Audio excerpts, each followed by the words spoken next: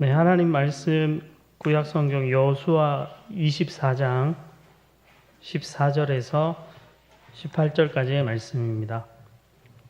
여호수아 24장 14절에서 18절까지의 말씀을 한 절씩 교독해서 보겠습니다. 제가 먼저 14절 읽겠습니다. 그러므로 이제는 여호와를 경외하며 온전함과 진실함으로 그를 섬기라. 너희의 조상들이 강 저쪽과 애굽에서 섬기던 신들을 치워버리고 여호와만 섬기라.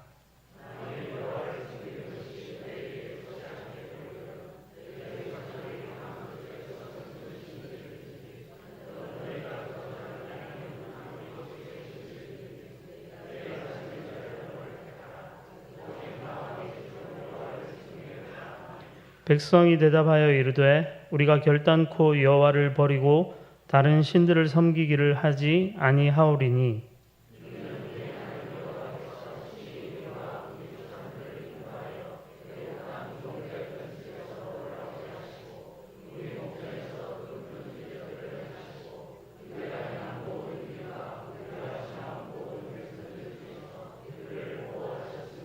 함께 보겠습니다.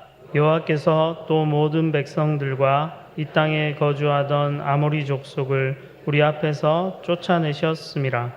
그러므로 우리도 여호와를 섬기리니 그는 우리 하나님이심이니이다 하니라. 아멘.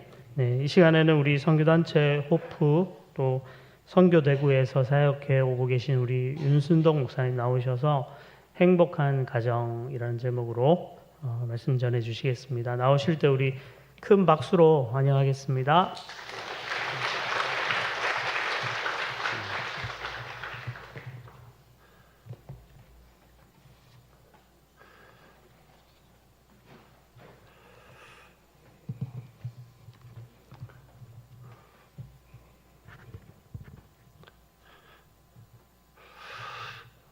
참 어려울 때죠. 어려울 때인데 그래도 우리가 온 마음으로 두루 살피시는 하나님을 앙몽하는 일로 하나님이 우리를 향하여 말씀하시는 길 가운데서 우리가 옮겨가는 그런 복된 가정이 되어야 되지 않겠습니까? 그래서 교회가 특별히 가정에 대하여 고민하는 이 시간을 세미나로 할까 아니면 또 다른 형태로 할까 고민하다가 또 앉아 계시는 성도들의 연령 또 각자가 가지고 있는 환경 이런 것들이 복합하게 다가오면서 오늘 그냥 메시지를 좀 나누면서 하나님이 우리 가정을 향해서 특별히 교회 속에 속한 성도들의 가정을 향해서 주시는 말씀에 여러분이 마음과 귀를 열고 참 답답한 여러분의 발걸음을 발에 빛이 되시는 그분의 음성으로 옮겨가는 복된 성도들 되어지기를 주님의 이름으로 축복합니다. 요즘 교회들을 만나노라면 소위 교회들마다 사명선언문, 목적선언문이라는 것을 가지고 있죠. Purpose Statement라고. 목적선언문. 여러분의 교회도 특별히 목적선언문을 갖고 있죠. 하나님의 기쁨이 되는 공동체, 그리고 동시에 세상의 소망을 전하는 공동체라고 하는 것이 아명교회 공동체가 가지고 있는 목적선언문이에요. 목적선언문. 이 목적선언문은 개인에게도 공동체에게도 매우 중요하죠. 그래서 어떤 분은 말하기를 이런 사명선언문, 목적선언문은 그냥 선언문 아니다. 기적의 선언문이다 그랬습니다. 목적이 우리의 삶을 바꾸어 놓는 그런 엄청난 효과가 있는 것이죠. 예수 이 땅에 오셨죠. 그분이 이 땅에 오셨을 때 그냥 오신 것이 아니라 목적이 있지 않겠습니까? 목적 있는 오심이죠. 그래서 예수님의 목적 선언문, 사명 선언문은 요한복음 10장 10절이에요. 내가 온 것은 그래, 내가 온 것은. 여러분, 예수님이 이 세상에 오셨을 때 오신 목적이 있는데 내가 온 것은 내 양으로 생명을 얻게 하되 풍성하게 얻게 하려 하심이니라. 생명이라고 그랬어요. 생명. 여러분, 생명이라고 하는 말은 되게 곱씹어야 될 메시지예요. 한자로 보게 되어지면 생명이라는 말은 살아있을 명령 그러잖아요. 하나님의 명령을 살 때 우리가 생명을 산다고 그러잖아요. 그러니까 예수 밖에 있는 삶을 생명이라고 말하지 않고 생존이라고 그럽니다. 생존.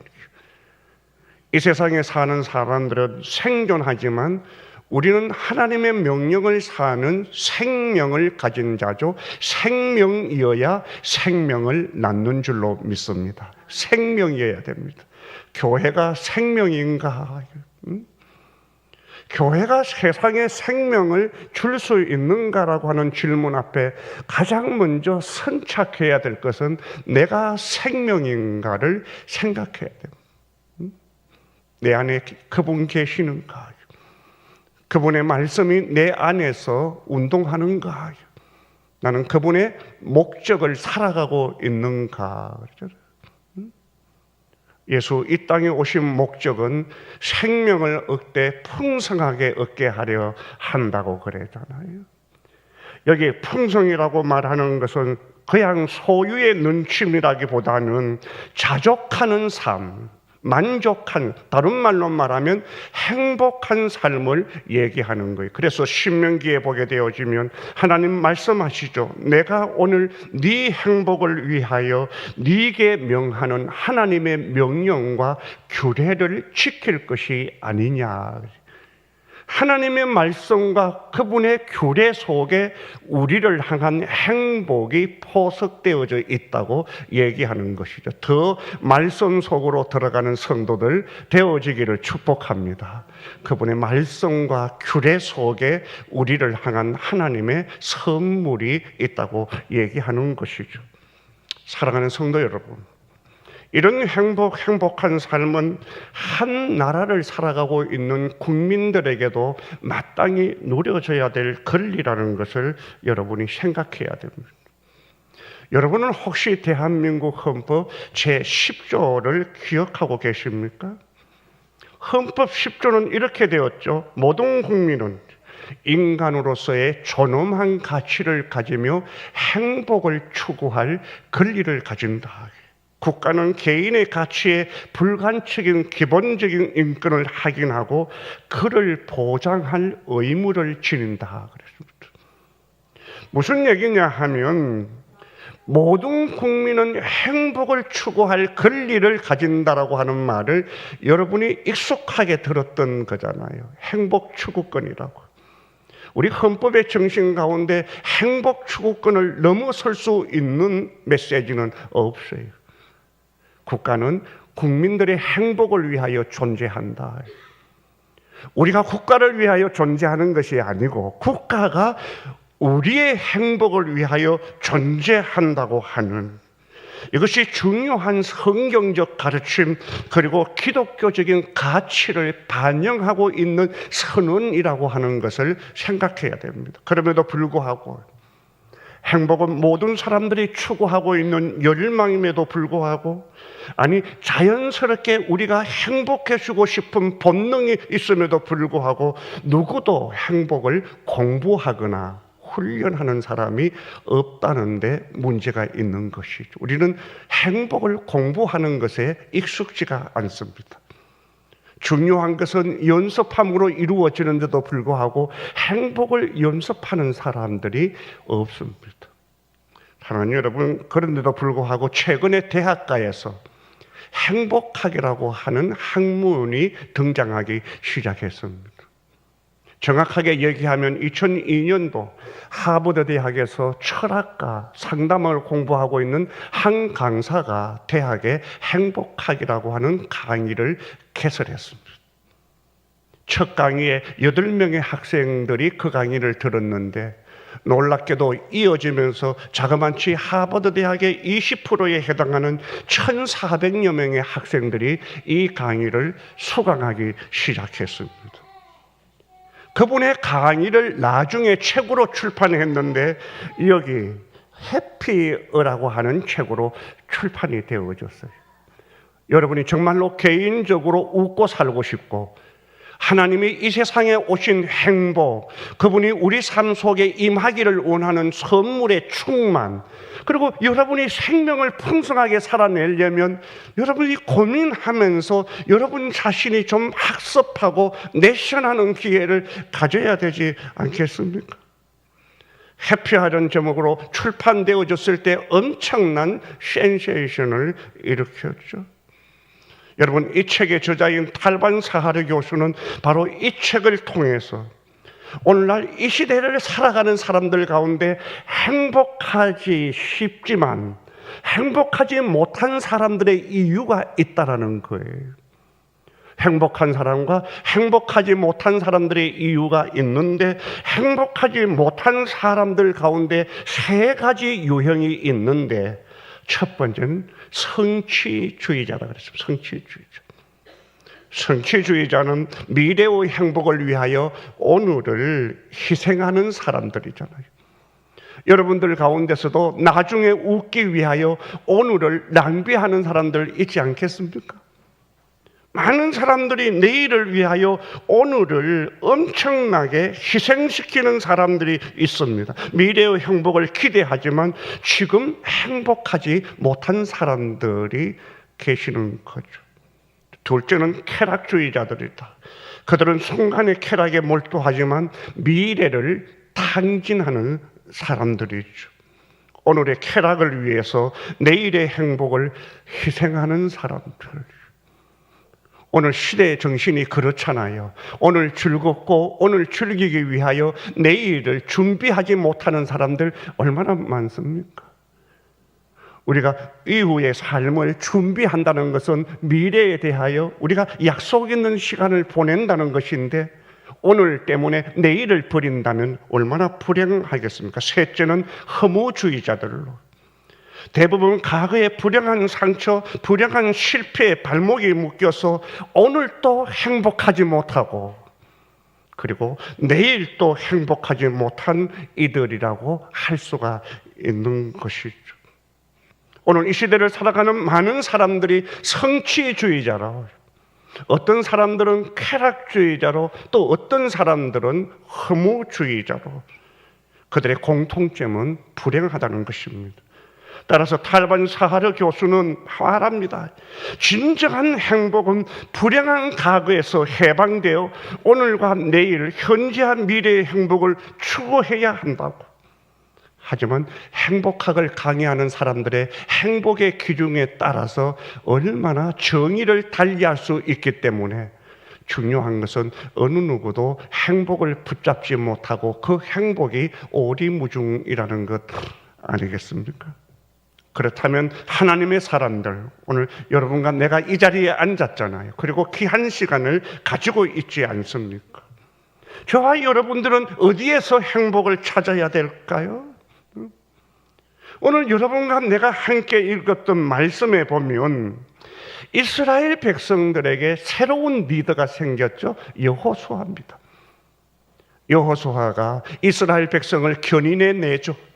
강야를 지나고 난 다음에 하나님께서 약속하신 언약의 땅 그리고 가나안에 입성하게 되어졌습니다. 입성한 다음에 12지파에게 각자 분깃에 나누어 주고 땅을, 그리고 다소간의 안정을 찾을 때 여호수아는 늙은 지도자가 되었습니다. 여러분, 자기의 죽음을 예견하고 있는 여호수아는 각계각층의 사람들을 불러 모으게 하죠. 성경에 보게 되어지면 장로들과 수령, 재판장들과 관리, 모든 지파들을 세겜에 모아놓고 자기가 남은 생애가 얼마 남지 않다라고 하고 있는 여호수아는 유언 같은 메시지를 두 차례에 걸쳐서 이스라엘 백성들에게 하게 되어지죠. 그 메시지 가운데서 미래 세대, 그리고 여러분들에게 앞으로 어떻게 행복한 삶을 살 것인가, 다시 말하면 미래의 행복을 충고하는 메시지가 오늘 본문의 내용이에요. 여러분이 그리스도 안에서 가지는 만족함이 있지만 그러나 그분 안에서 떠나지 않으면서 앞으로 살아갈 세계를 더 행복하게 살아갈 수 있는 여호수아의 충고는 어떤 것일까요? 오늘 본문이죠. 여러분, 오늘 본문에 보게 되어지면 하나님의 백성들이 행복할 수 있는 길이 무엇인가를 우리에게 얘기하고 있어요. 본문 말씀을 좀 주목해 보실래요? 본문 말씀에 보게 되어지면 14절 얘기를, 여러분 14절 말씀을 통째로 한번 받들어 읽었으면 좋겠습니다. 본문 14절을 함께 읽습니다. 시작. 그러므로 이제는 여호와를 경외하며 온전함과 진실함으로 그를 섬기라. 너희 조상들이 강 저쪽과 애굽에서 섬기던 신들을 치워버리고 여호와만 섬기라 그랬습니다. 여기 여호와를 경외하고, 정말 우리가 안정된 행복, 흔들리지 않는 행복을 살려면 첫 번째로 하나님을 가정의 예배자로 모셔야만 합니다. 따라합시다. 하나님을 예배합시다. 여러분, 저는 여기 경외라고 하는 말을 볼 때마다 우리가 구체적으로 경외하는 것이 어떤 것일까요? 우리가 하나님을 경외한다라고 할 때 경외의 구체적인 표현은 어떤 것이라고 생각합니까? 무엇보다도 하나님의 경외에 대한 가장 구체적인 표현의 출발은 예배입니다. 예배보다도 더 뚜렷하고 명확한 예배의 그 경배의 표현은 없습니다. 저는 예배라는 단어를 떠올 때마다 강조하는 것이 있어요. 예배를 영어로 worship이라고 그러잖아요. worship. 그런데 worship이라는 단어의 어근이 worth라는 말인데 무슨 말이냐 하면 가치라는 말이에요. 가치. worth라는 말은 가치라는 뜻이죠. 예배라는 단어가 가치라는 단어에서 나온 거예요. 내가 하나님을 예배한다는 것은 하나님을 가장 중요한 가치로 인지하고 그 하나님을 바라보고 산다는 것을 의미하는 것이죠. 여러분의 진정한 가치가 무엇인가요? 그냥 여러분들이 간헐적으로 하는 말 말고 정말로 하나님이 나의 최상의 가치인가? 그렇다면 그분의 말씀이 어떻게 우리 속에 흔들릴 수가 있을까요? 진정한 가치가 어디 있는가? 오늘날 우리가 사는 시대를 포스트 모던 시대라고 그러잖아요. 포스트 모던 시대라는 말을 다른 말로 말하면 다원주의 사회예요. 다원주의 사회. 여러분, 다원주의 사회라는 말은 과거에 절대적 가치를 인정하던 시대에 절대적 가치가 소멸되어지고 이제는 어느 누구든지 가치를 개인적으로 소유하고 있다라는 거예요. 나도 가치다. 너도 가치다. 이렇게 생각하는 거죠. 가치를 각자 자기의 사유물로 가지는 것이죠. 제가 선교를 하다가 보면 저는 선교단체 대표예요. 과거에는 선교사들이 너무 소중해서 우리가 먹지 않고 긍금절약하면서 후원을 했는데 요사이 많은 성도들 가운데 선교사도 선교하지만 나도 선교사다. 그래서 갑자기 선교 재정에 어려운 적신호가 불기 시작했어요. 모두가 다 자기가 살고 있는 것이 가치라고 하는 것이죠. 사랑하는 여러분, 가치가 상대화되어지고 가치를 각자 사유물로 가지고 있는 이런 시대를 우리는 다원화 시대라고 말하죠. 그래서 한 가정에 살고 있는 식구들도 전혀 다른 가치를 가지고 한 가정에 살고 있죠. 그러기에 가정의 통일성을 가지기가 매우 어렵습니다. 그 결과 가정의 결속력이 상실되고 결국 가정들이 해체되고 있는 거죠. 가정이 깨어지고 있어요. 가정이 깨어지고 심지어는 성도들의 가정이 해체되고 있음에도 불구하고 아무런 해답도 제시하지 못하고 있는 교회 공동체의 슬픔이 있는 것 아니겠습니까? 저는 한 8년 가까이 거의 시설 아동들과 함께 시간을 보내게 되었습니다. 시설 아동 그렇게 얘기하면 과거에는 고아원이라고 그랬는데 요사이는 고아원이라는 말을 쓰지 않고 그냥 아동 시설원이나 그렇게 표현합니다. 그러니까 고아들이 있는 건 아니에요. 다 가정이 있어요. 엄마도 있고 아빠도 있는데 중요한 것은 가정이 깨어진 거예요. 해체 가정이라고 말해요. 해체 가정의 어린아이들은 엄마와 아빠에게 당하는 능욕과 아픔과 말할 수 없는 슬픔이 그들에게 있어요. 그래서 저는 8년 동안 한 번도 기도를 할 때 하나님 아버지라는 말을 쓰지 않았어요. 그냥 하나님, 사랑의 하나님이라는 말을 썼지 아버지라는 말을 뺐습니다. 왜냐하면 아버지라는 말을 떠올리게 되어지면 여지없이 자기를 구타하고 원폭처럼 공격했던 아빠의 잔상이 그대로 남아있는 아이들에게 하나님은 몹쓸 하나님이 되시는 거예요. 그렇죠. 해체 가정, 깨어진 가정이 너무너무 많습니다.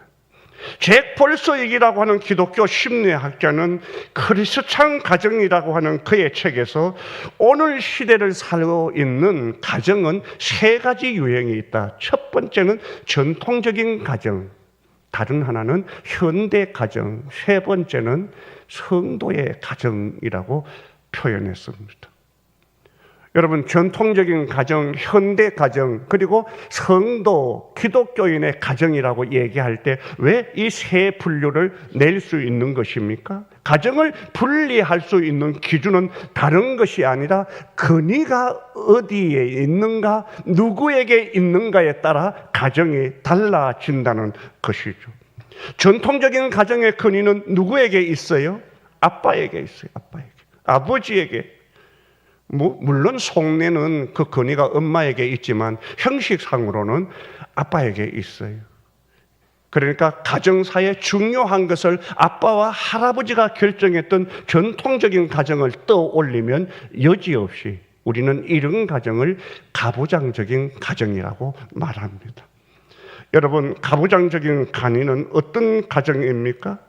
대부분의 가정은 엄격한 질서가 있지만 종종 서로의 자유를 존중하지 못하는 억압이 있는 거예요.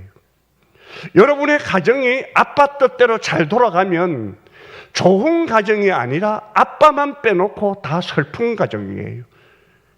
제가 언젠가 집에서 전화를 받다가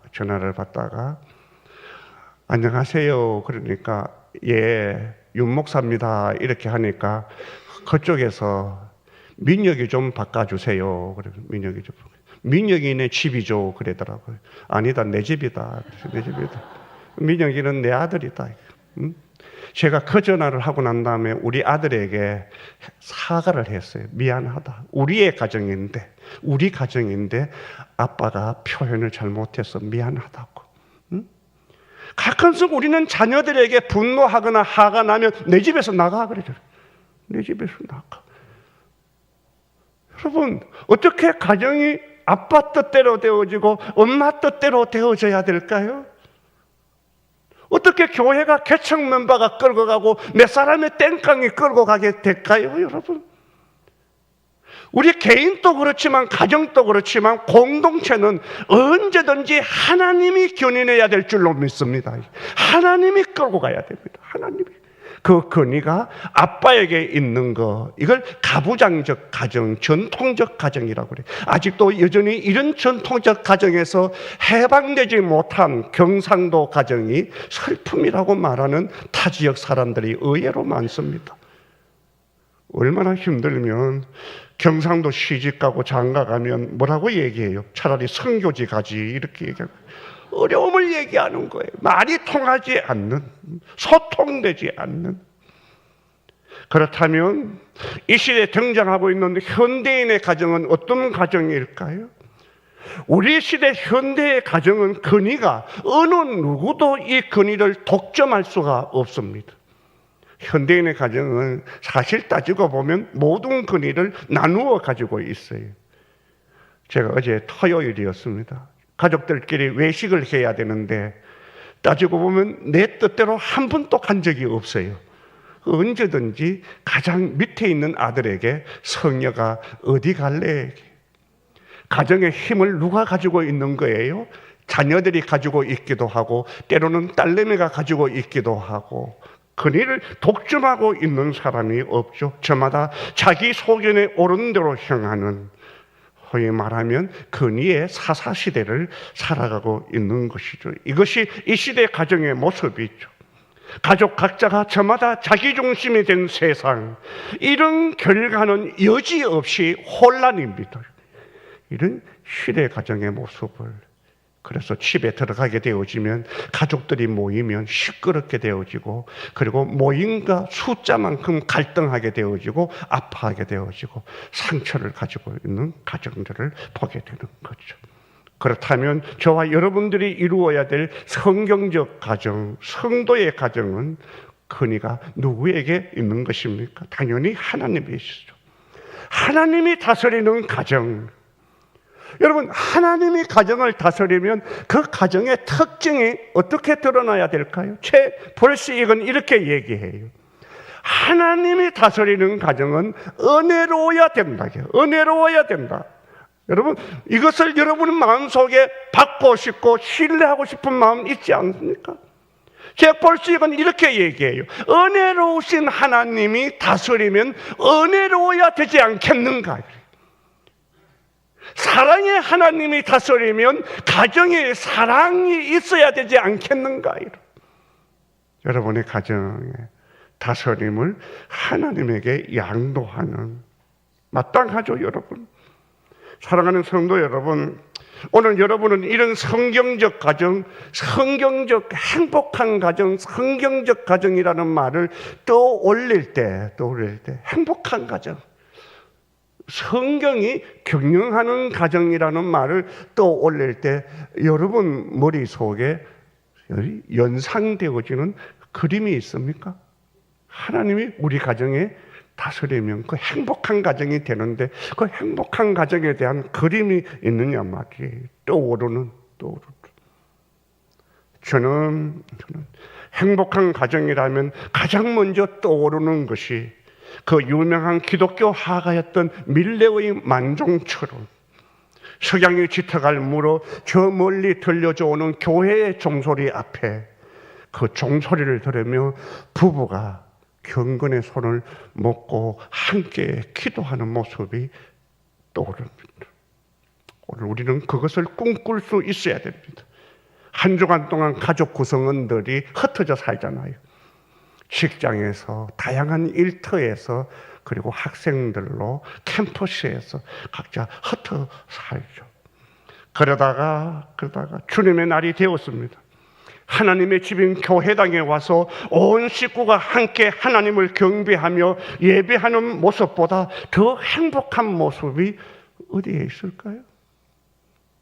주일이 되어지면 여러분의 가족 구성원들이 함께 자기 방에서 뛰어나와 하나님의 집인 교회당에서 손을 잡고 함께 찬양하고 하나님을 예배하는 그것보다도 더 바랄 수 있는 행복이 어디에 있을까요?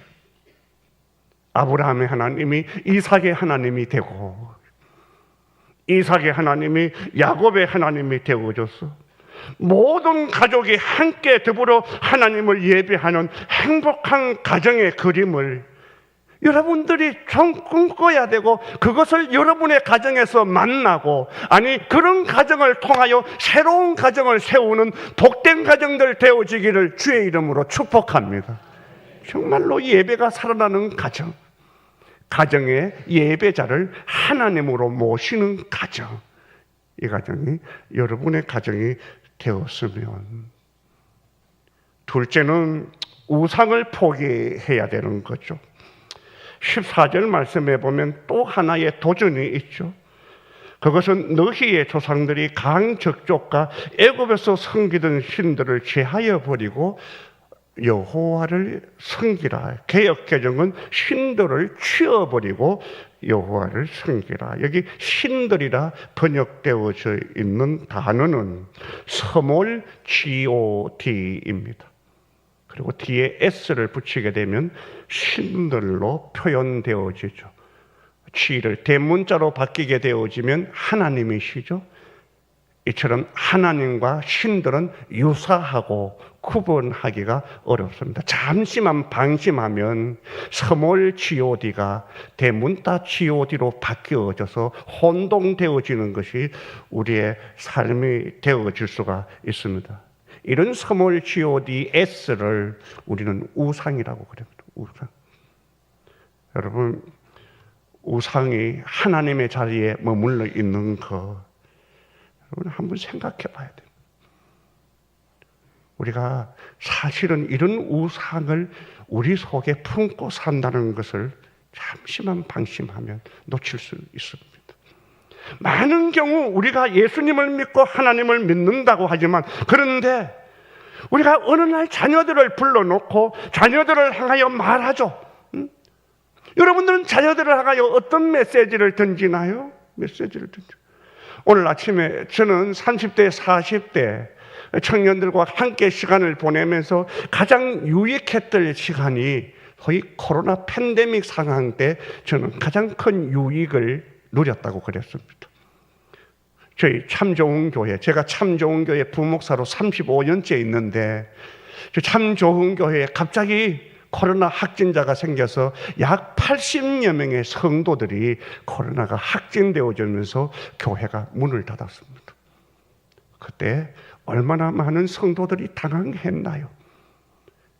교회가 예배할 수 없고 공동체가 가졌던 정기적인 공개적인 집회를 가지지 못함에도 열려 있는 곳은 가정이었습니다. 그때 저는 가족들과 함께 예배를 준비하면서 첫날 예배를 드릴 때 가족들에게 공개적인 사과를 했습니다. 지난 35년 동안 나는 목사로 설교했다. 분주하게 쫓아다니며 강의했고 지역교회와 세계교회를 섬기는 것이 나의 여정이었다. 그런데 한 번도 가족들을 위하여 메시지를 준비한 적이 없다 그랬습니다. 코로나 기간에 가족들끼리 6명이 앉아서 예배를 드리는데 한 얼굴을 떠올리면서 한 주간 묵상된 메시지를 나누면서 첫 번째 예배를 드릴 때 저도 오열했고 가족들도 함께 울었다니까요. 제가 미안하다고 그래요. 친정으로 가족들 구성원을 품으면서 기도하면서 메시지를 준비한 적이 없는 아빠를 용서해 달라고 그래요.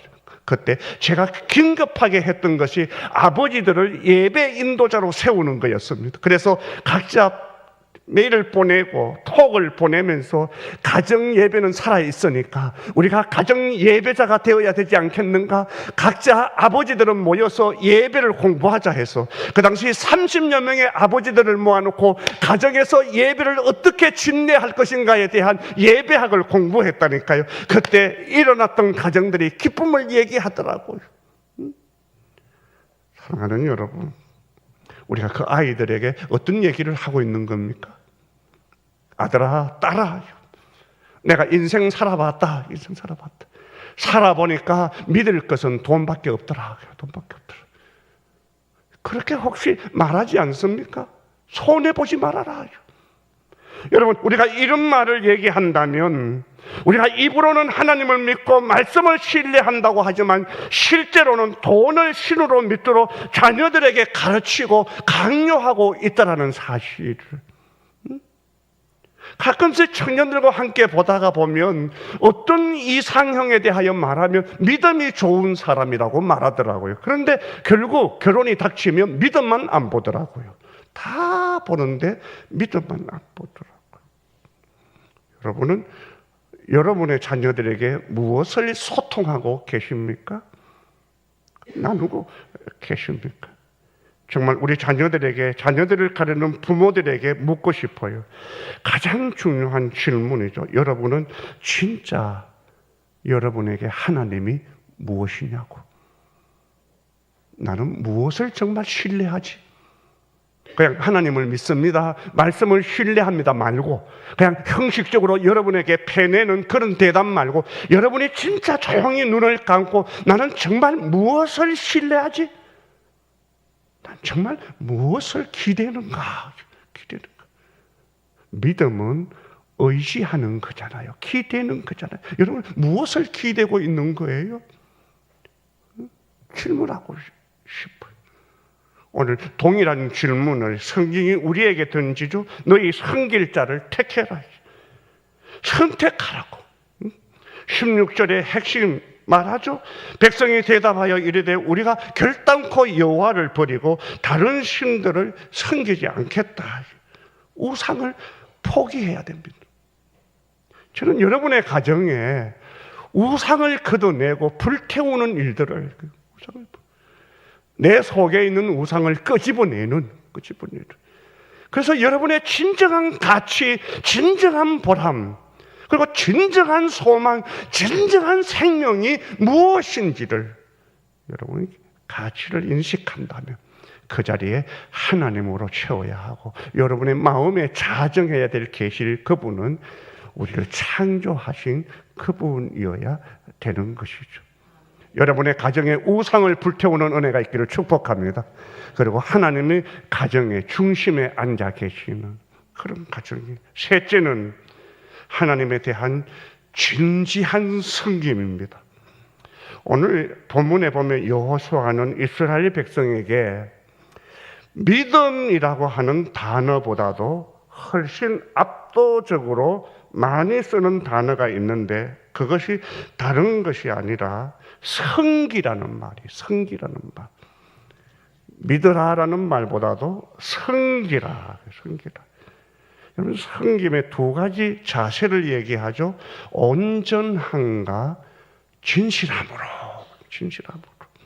성결함. 나누어지지 않는 마음, 갈라지지 않는 마음, 온 마음. 그걸 성경은 전심이라고 그러면 전심으로. 전심. 마음이 갈라지거나 쪼개지면 안 되죠. 온전함으로 그분에게 드리라고.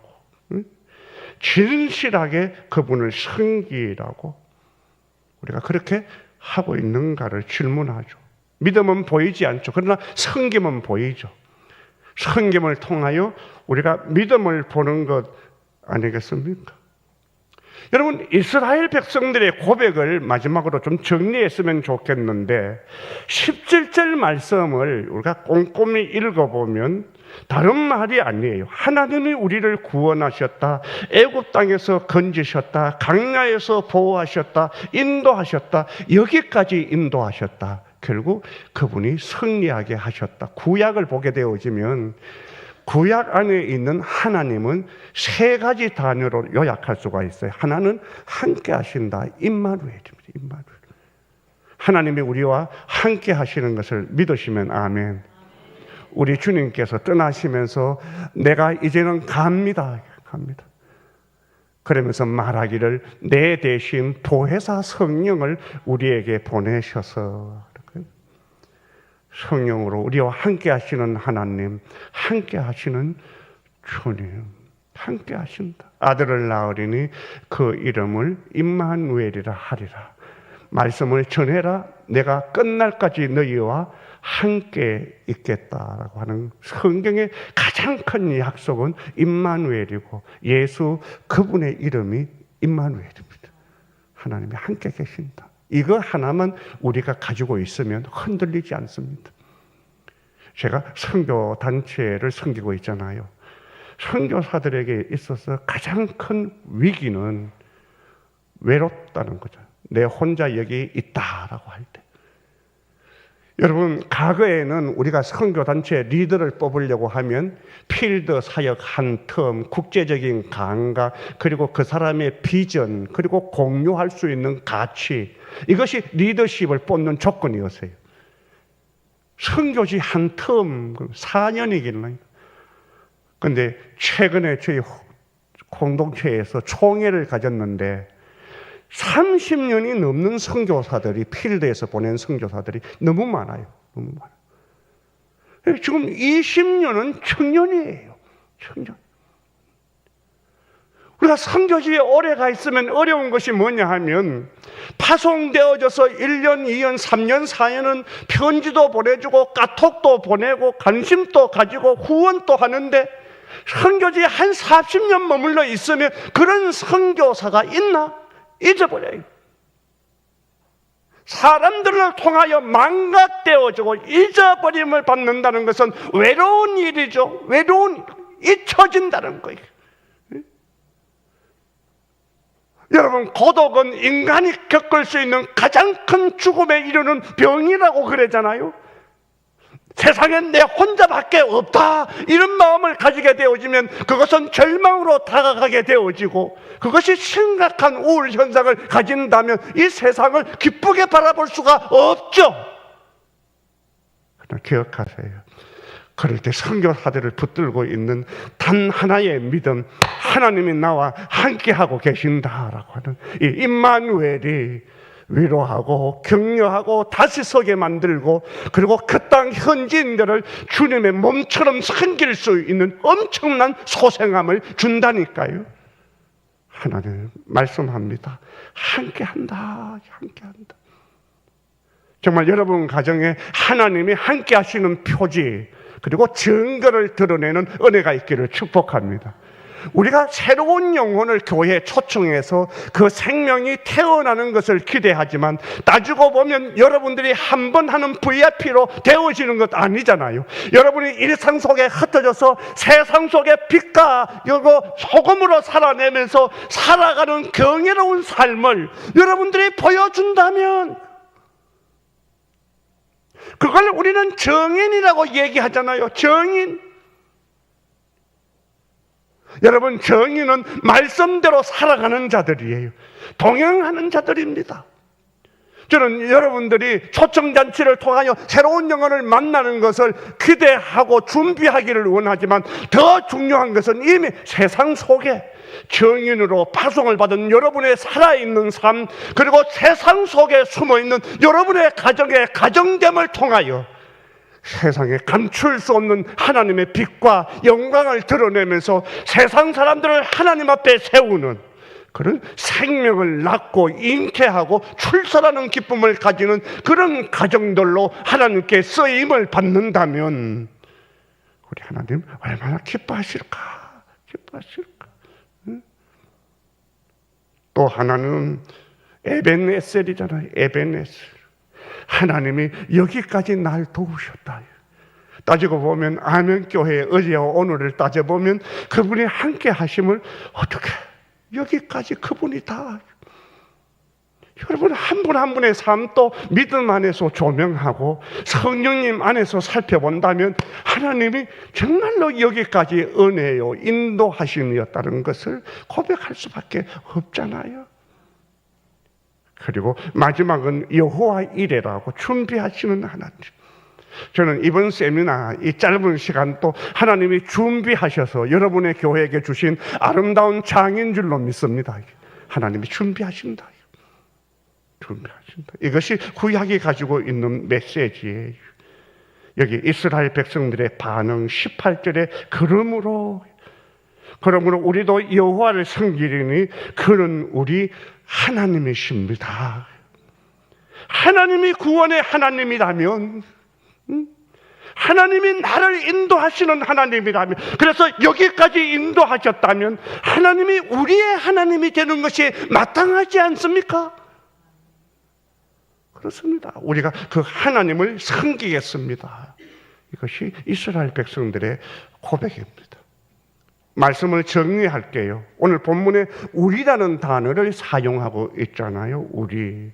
물론 이 단어는 이스라엘 공동체, 민족 공동체를 지칭하는 의미입니다. 그러나 본문의 흐름 속에서 여호와는 자기 가정을 잊지 않고 고백하고 있음을 상기해야 됩니다. 15절에 오직 나와 내 집은 여호와를 섬기겠노라. 섬기겠노라.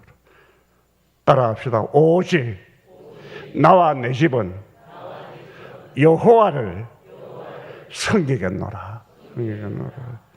얼마 전에 추석이 있었잖아요. 가족들이 모일 때마다 마음에 바라는 것이 있다면 그것은 여러분의 가정의 행복을 위한 마당이 필요하다는 것 아니겠습니까? 행복마당. 그런데 살아가는 남편과 아내, 그리고 자녀들과 부모님들을 함께 예배하는 것보다도 행복을 위한 마당이 있을 수가 있을까요? 말씀을 정리하면서 여러분의 가정에 예배가 회복되는 은혜가 있기를 축복합니다.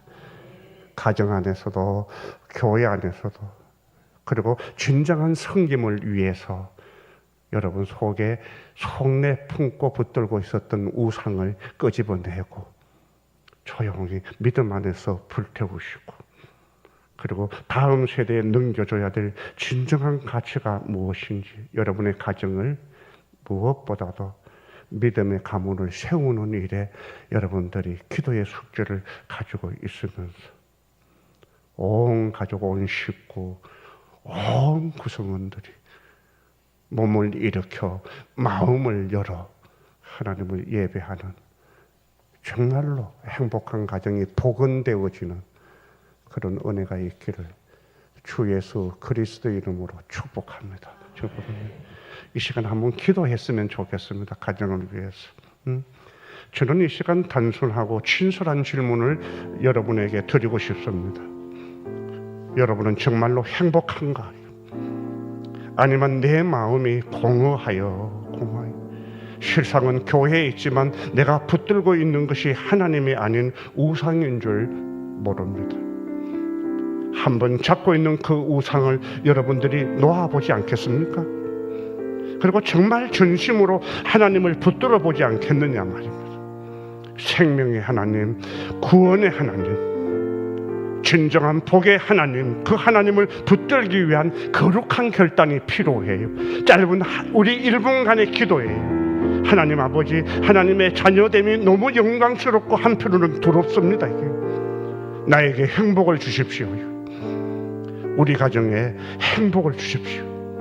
저의 남편에게, 아내에게, 자녀들에게 우리 가정 속에 하나님의 약속하신 언약, 거룩한 행복을 회복시켜 달라고요. 우리가 행복하지 않다면 어떻게 행복을 세상에 나눌 수가 있을까요? 우리가 이 행복을 살지 않다면 어떻게 다른 사람에게 행복을 말할 수가 있을까요? 저희들이 복의 대상, 복의 통로가 되게 해달라고 다시 한 번 더 여러분들의 모습과 가정을 생각하면서 하나님 은혜를 달라고, 복을 달라고, 복의 통로가 되게 해달라고, 이 행복을 전파하는 거룩한 하나님의 가정이 되게 해달라고 여러분의 가정과 교회 공동체를 좀 붙들고 잠시 기도하겠습니다. 합심해서 기도합시다. 기도하겠습니다. 사랑의 아버지 하나님, 교회를 사랑해 주시고 또 저들을 가정으로 불러 하나님의 거룩한 속내 속에 불러주셔서 주의 뜻을 살게 하여 주시고 이 세상에 찢어지고 깨어진 가정들 속에서 그냥 사는 생존이 아니라 하나님의 생명을 풍성하게 살아내는 복된 가정들로 복원되어지는 그런 역사가 일어날 수 있도록 우리 가정 속에 하나님께서 약속하신 언약, 거룩한 행복을 회복시켜 주셔서 우리의 가정 속에 일어나는 것이 예배가 되게 하시고 이런 복원되는 믿음을 통하여 더 하나님의 거룩한 뜻에 쓰임을 받는 아름다운 가정들 되게 하여 주옵소서.